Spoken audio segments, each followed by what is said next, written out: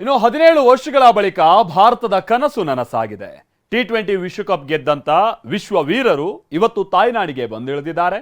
ದೇಶದೆಲ್ಲೆಡೆ ಕ್ರಿಕೆಟ್ ಅಭಿಮಾನಿಗಳು ವಿಜಯೋತ್ಸವವನ್ನು ಆಚರಿಸ್ತಾ ಇದ್ದಾರೆ. ಚಾಂಪಿಯನ್ಸ್ಗೆ ಸಿಕ್ಕ ಸ್ವಾಗತ ಹೇಗಿತ್ತು, ಮೋದಿ ನೀಡಿದ ಗೌರವ ಹೇಗಿತ್ತು, ಮುಂಬೈ ರೋಡ್ ಶೋ ಹೇಗೆ ನಡೀತಾ ಇದೆ, ಬನ್ನಿ ತೋರಿಸ್ತೀವಿ.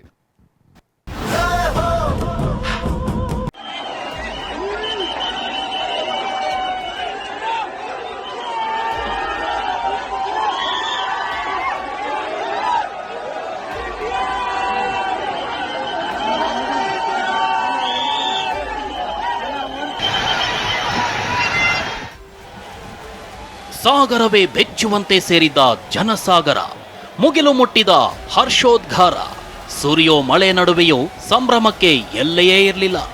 ಈ ದೃಶ್ಯ ವೈಭವವನ್ನ ಬಣ್ಣಿಸೋಕೆ ಪದಗಳೇ ಇಲ್ಲ ಬಿಡಿ.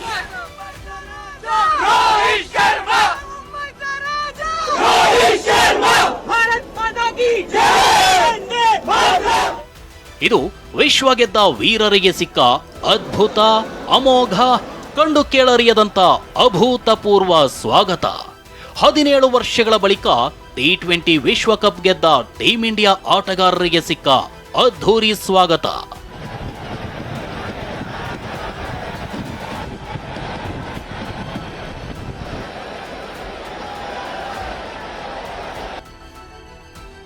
ದೆಹಲಿ ಟು ಮುಂಬೈ, ದೇಶಾದ್ಯಂತ ವಿಶ್ವ ವಿಜಯೋತ್ಸವ ಸಂಭ್ರಮ. ಇದು ದಿಗ್ವಿಜಯದ ಸಂಭ್ರಮ. ಯಾವ ಕ್ಷಣಕ್ಕಾಗಿ ಇಡೀ ದೇಶ ಕಾಯ್ತಿತ್ತೋ ಆ ಕ್ಷಣ ಬಂದೇ ಬಿಟ್ಟಿತ್ತು.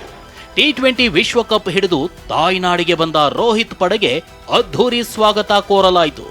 ನೆನೆ ಬಾರ್ಬಡೋಸ್ನಿಂದ ವಿಶೇಷ ವಿಮಾನದ ಮೂಲಕ ಹೊರಟಿದ್ದ ಟೀಂ ಇಂಡಿಯಾ ಆಟಗಾರರು ಇಂದು ದೆಹಲಿಯ ಅಂತಾರಾಷ್ಟ್ರೀಯ ವಿಮಾನ ನಿಲ್ದಾಣಕ್ಕೆ ಬಂದಿಳಿದ್ರು.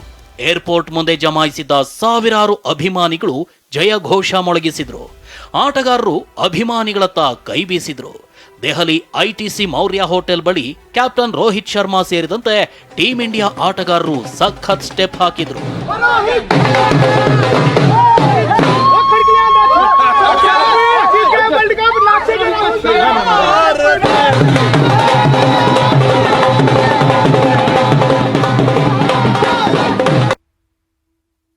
ಟೀಂ ಇಂಡಿಯಾ ಆಟಗಾರರ ಜೊತೆ ಪ್ರಧಾನಿ ಮೋದಿ ಸಂವಾದ.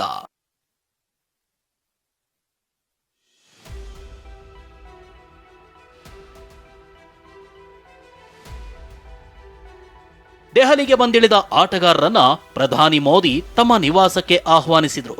ಪ್ರಧಾನಿ ನಿವಾಸದಲ್ಲಿ ಎಲ್ಲರಿಗೂ ಉಪಹಾರ ಕೂಟ ಆಯೋಜಿಸಲಾಗಿತ್ತು. ಪ್ರಧಾನಿ ಮೋದಿ ವಿಶ್ವಕಪ್ ಗೆದ್ದ ಆಟಗಾರರನ್ನ ಅಭಿನಂದಿಸಿ ಗೌರವಿಸಿದ್ರು.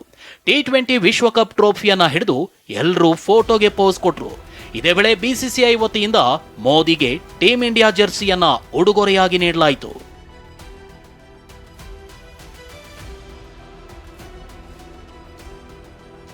ಮುಂಬೈನಲ್ಲಿ ಹಿಂದೆಂದೂ ಕಂಡು ಕೇಳರಿಯದ ವಿಶ್ವ ವಿಜಯೋತ್ಸವ. ದೆಹಲಿಯ ಪ್ರಧಾನಿ ನಿವಾಸದ ಬಳಿಕ ಟೀಂ ಇಂಡಿಯಾ ಆಟಗಾರರು ಮುಂಬೈನತ್ತ ಪ್ರಯಾಣ ಬೆಳೆಸಿದ್ರು.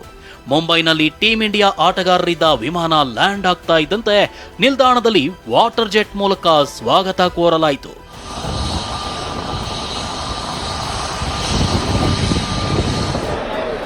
ಬಳಿಕ ಆಟಗಾರರು ಮುಂಬೈನ ಡ್ರೈವ್ ಬೀಚ್ ಬಳಿ ಅದಾಗಲೇ ಮೆರವಣಿಗೆಗೆ ಸಿದ್ಧವಾಗಿದ್ದ ಬಸ್ ಸೇರಿದ್ರು. ಬೀಚ್ನಿಂದ ವಾಂಖೆಡೆ ಸ್ಟೇಡಿಯಂವರೆಗೂ ಅದ್ಧೂರಿ ರ್ಯಾಲಿಯನ್ನ ಮಾಡಲಾಯಿತು. ಬೀಚ್ನಿಂದ ಸ್ಟೇಡಿಯಂವರೆಗೂ ಇರುವೆ ಹೋಗೋದಕ್ಕೂ ಆಗದಷ್ಟು ಜನರು ಸೇರಿದ್ರು. ದಾರಿಯುದ್ದಕ್ಕೂ ಟೀಂ ಇಂಡಿಯಾ ಆಟಗಾರರು ಟ್ರೋಫಿ ಎತ್ತಿ ಹಿಡಿದು ತೋರಿಸೋ ಮೂಲಕ ಅಭಿಮಾನಿಗಳನ್ನ ಖುಷಿಪಡಿಸಿದ್ರು.